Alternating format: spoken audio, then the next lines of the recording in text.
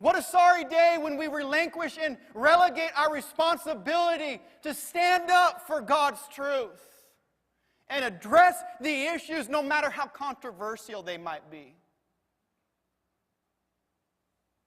Shame on us.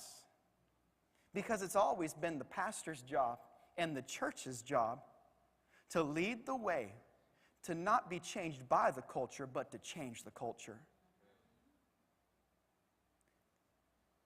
And it's always been pastors and Christians and church leaders, men and women of God, that have spearheaded change in cultures. You might be surprised. I was. Issues like slavery, issues like women's rights, issues like civil rights. Was John Wesley too political when he became a cheerleader for William Wilberforce in his crusade to end slavery throughout the British Empire? Or how about Orange Scott and Luther Lee? Were they too political when they campaigned against American slavery? Was the congregation of the Wesleyan Chapel of Seneca Falls, New York in 1848, were they too political when they hosted the first ever conference to obtain the right for women to vote?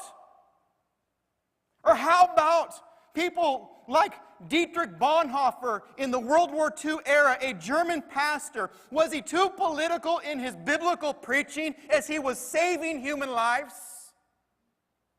I could go on and on.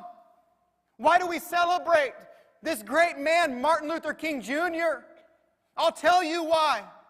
He was a pastor and he was a preacher of God's Word. He was a moral compass for our nation in his day, in his era. And because he was unwilling to tone down his biblical preaching simply because it had implications for the body of politics. Where did we come up with this idea that simply because culture has stamped an issue, a dilemma, a problem, or a scenario as political, we can't touch it and we can't address it as the church of God? We are